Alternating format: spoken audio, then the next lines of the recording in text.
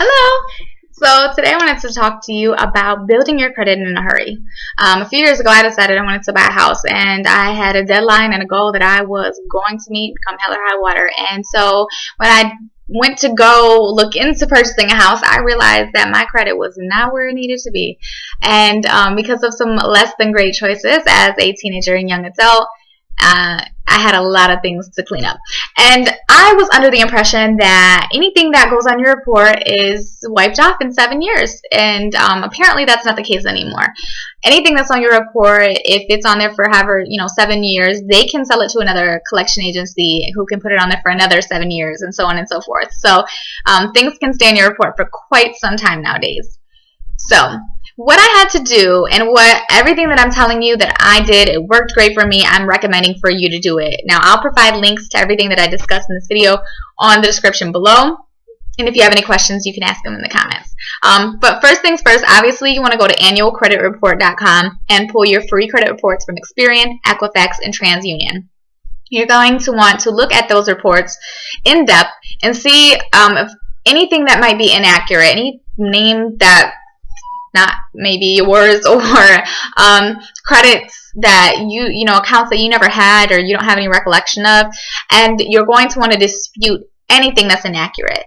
There are different methods for doing that, and I'll post that all in the description below as well. But you'll want to dispute everything that is not accurate, and also anything that you think is just really old and you doubt that that company will have any record of the account anymore. You can dispute that also, because if they can't come back to the reporting agency with your information, then they have to delete it off your account. So definitely dispute anything that you think they might not have the information for. While you're doing this, while you're getting your report, you're reviewing it, you're starting to dispute the items, I recommend that you go to your local credit union or bank and get a prepaid credit card and a prepaid loan in increments of $500 to $1,000. So basically, if you were to get a $1,000 prepaid credit card, you would give them $1,000. They would turn around and put $1,000 on a credit card and give it to you. And then you would need to use that credit card and make payments every month to establish a history.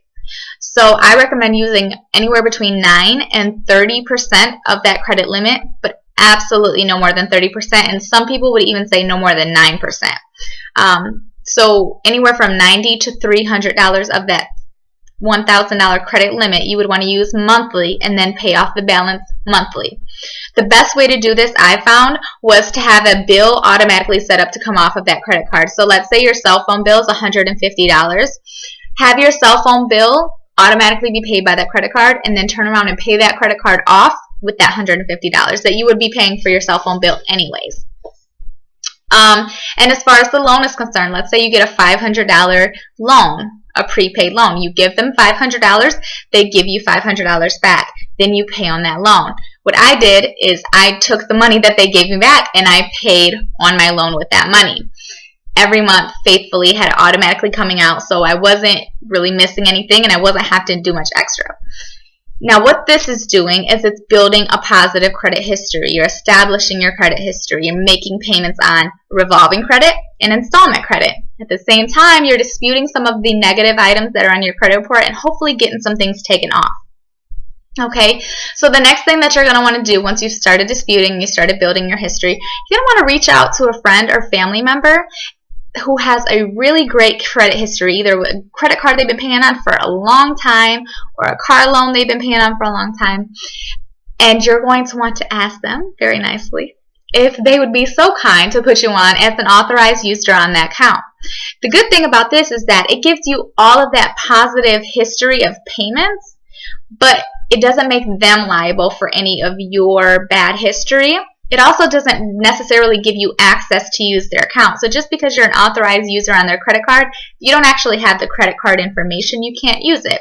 So it's really a win-win situation. I unfortunately was not able to take advantage of that option, but it is a wonderful thing to take advantage of, and it can help tremendously. So if you have that friend or family member who loves you so much and has a great credit history, you could definitely use that. So if you're able to get the authorized user on someone's account and you're establishing yourself with your prepaid credit card and your prepaid loan, and you're disputing all of your items, and you've come to a point where you're doing all of these things and it's helping, but you've still got some negative accounts on your credit report. You're going to want to start to reach out to those reach out to those companies and try to get rid of those things. So let's say you owe AT&T a $100 phone bill from forever ago. You forgot about it completely. See if you can reach out to AT&T first, and if they have your account information still, because a lot of times it's best to go directly to the company you owe and not the company that they're paying to collect it, because you can pay a lesser amount. So that would be my recommendation, is say contact AT&T, see if you can pay them $80 or $100 or whatever, and have them completely remove that from your report. If they don't have your information, or if they refuse to do that, you're going to have to go through the collection agency. And collection agencies, there's a lot of different ones. There's a lot of really crappy ones. I wish you the best of luck in dealing with them. It's not always fun. But, excuse my phone. So sometimes you get lucky. You'll contact these agencies and try to bargain with them. Say, you know, I know I owe AT&T $100, but you're saying that I owe $200. All I have in my pocket right now is $80.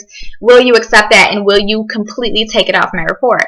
And some might say, yeah, that sounds great. Let's do this. If they commit, you're going to want them to commit in writing if you can get them to. And not all collection agencies will commit in writing. But if they will commit in writing, you'll want to get it sent to your home, you know, via snail mail, or even emailed to you saying, you can pay this off for $80, and once you do that, we will take it off your report. That's the ideal scenario. You're going to get some collection agencies that will not give you anything in writing.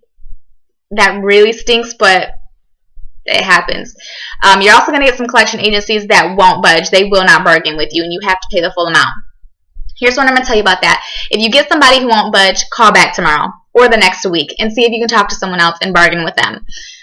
Sometimes it works, sometimes it doesn't. Some collection agencies, as soon as you call, they assign a person to your account, and that's the only person you can deal with. But I definitely recommend never taking the first offer as, you know, the best offer. Try again.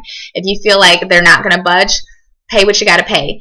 At that point, what you're looking for is to see if they can either completely take it off of your account. Number 2 choice would be to get it to say paid in full. And your last choice would be to just have it say settled. Any one of those options, though, is better than having it as an active collection on your account. So do the best that you can. It is a pain in the butt. And after you start paying them down and you're getting these companies to commit to taking them off your report, or to get to say paid in full, you're going to have to follow up. I recommend, for however long it takes, once a week, setting a few hours aside to be able to contact these agencies, make sure that they are taking them off your reports. It usually takes 30 to 60 days for it to reflect on your report. So if you get that AT&T account taken off, you know, in January, it might not show up until March that it's off your report. But you're going to have to keep monitoring your report. So you're going to want to, I don't know, I mean, there are options out there. You can do $7 or $14 a month or whatever and monitor your report. TransUnion is the one that I worked with. They were really great in emailing me, letting me know when something was taken off or when something was put on or anything. Worked out great for me. Once you've gotten the contact, every bad collection on your account, and you've gotten them settled or paid in full or removed from your account, you've cleaned up your history. You're already establishing your history with the prepaid credit card, the authorized user, and the prepaid loan. At this point, your credit score should have improved drastically. You're going to want to continue to monitor it, though. So after you've done that, what it took me was about a year, but it improved enough to where I was able to finance a house, car, get a Verizon cell phone without a deposit, all at once. I mean, I couldn't even believe how much of a difference it made. So at this point, your credit score should have improved dramatically, but you're not done yet. This is something that's an ongoing process. You're going to have to continue to monitor your report. What I recommend is, pulling a report quarterly. So let's say in January, you pull your TransUnion, and then 4 months later, you pull your Equifax, and then 4 months later, you pull your Experian. And you monitor them and make sure that there's nothing popping up there, or there's no old accounts somehow getting back on there, or there's nothing weird going on. Unfortunately, a few years after I cleaned up my credit, my identity was stolen. On the bright side, I was monitoring my report, so I noticed something immediately, and I was able to get it taken care of. But it's not a fun situation to go through, especially after I worked so hard to get my credit built up, for somebody to try to take that away. But nonetheless, let me know how it works for you. If you have any questions, leave them in the comments below. And I definitely wish you the best of luck in getting your credit cleaned up. It's a wonderful thing to have.